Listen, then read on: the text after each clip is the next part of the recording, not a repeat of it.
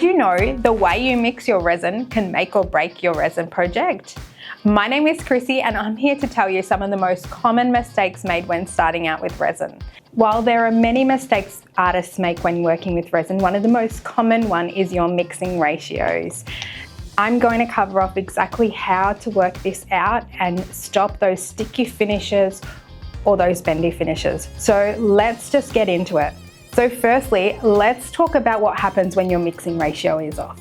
And what is a mixing ratio?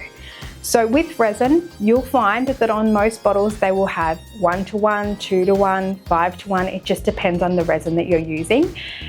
What this means is if you have a 1:1 ratio, it's 50-50. So 20 mils, 20 mils, and that's your mixing ratio. If you're 2:1 mixing ratio, like our Resi Clear or all our ResiArt resins are 2:1 mixing ratio, it means that your part A is your 2 part and your part B is your 1 part. What this means is that your part A is, say for instance, 40 mils, your part B will be half of that at 20 mils. Now, if you get this off and say for instance, I've put my 40 mils but only 10 mils of my part B, my mixing ratio is off, and what you will see is your resin will be quite bendy and may even be hard to demold. Let's demold one that I've made as an example piece.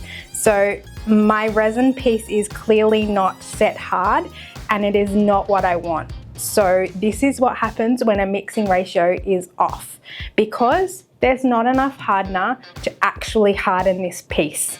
Just a side note, if you have had this happen to you, there is no magic cure. You cannot fix this piece. You might as well turf it and start again.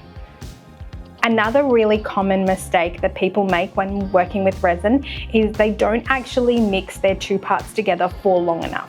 So the ratio might be right, but you should mix for 4 to 5 minutes, scraping down the sides and also touching the bottom.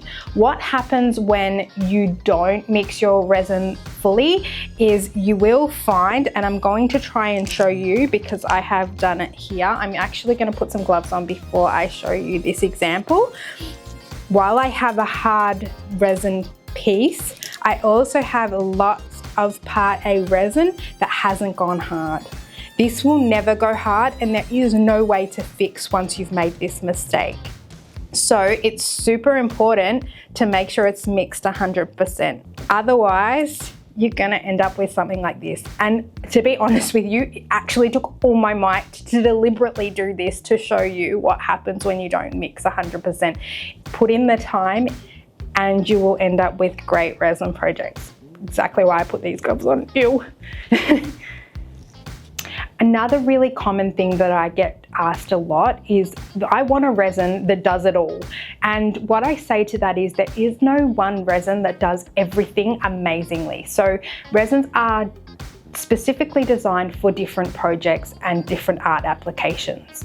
Whilst you may find that a particular resin does a few jobs, it may not do any of those very well. Whereas if you buy the appropriate resins for your job, you will find it a lot easier and get better results. Now let me explain some of the different types of resins you can purchase in order to make sure it works for your application.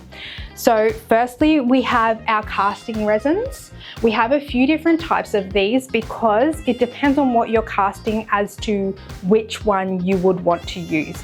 We have our standard casting resins for our smaller projects.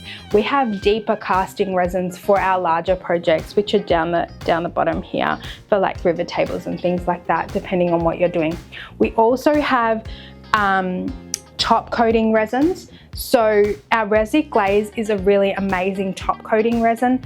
It has a secret sauce inside of it that breaks through the surface tension, which is super amazing in comparison to some of the other top coating resins.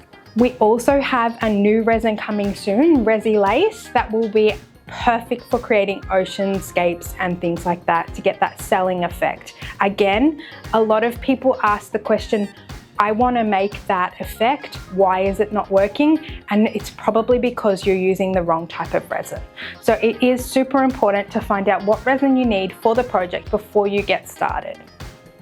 Our next most common mistake is around the leveling of your resin. Now, whilst yes, resin has leveling properties and will level on your piece, it will only level to the surface that you've created. So make sure you have a level handy next time you're doing your resin piece, because you need to make sure that your surface is level, because the resin will only level to the surface you create. Lastly, while this is the last one I'm going to cover off today, it is not the last problem that I see happen, and I have plenty of more to share with you on another video. But for now, let's finish off with temperatures. It's super important that you're mindful of the working temperature when working with resin. The recommended temperature for ResiArt is 23 degrees. Now, whilst you can still work with the resin if it's a little bit hotter or a little bit colder, the things to keep in mind is the hotter it is, the quicker the resin will cure and the less working time you will have to work with it. If it's too hot, 30 degrees or above, you may find that you just can't work with the resin. Now, if it's too cold or it's colder, it's okay, but the resin will take longer to cure and you'll have a little bit more pot life. So keep these things in mind when working with resin. If you can control the temperature, please do. I always recommend an air-conditioned room will also help with the humidity as well, which is something else to keep in mind. I hope you've enjoyed these tips, and we have plenty of more in the bank and lots of tutorials and lots of stuff to come. So if you've liked this and you'd like to learn lots more about resin, please make sure to subscribe, give this a thumbs up, and it was nice chatting with you.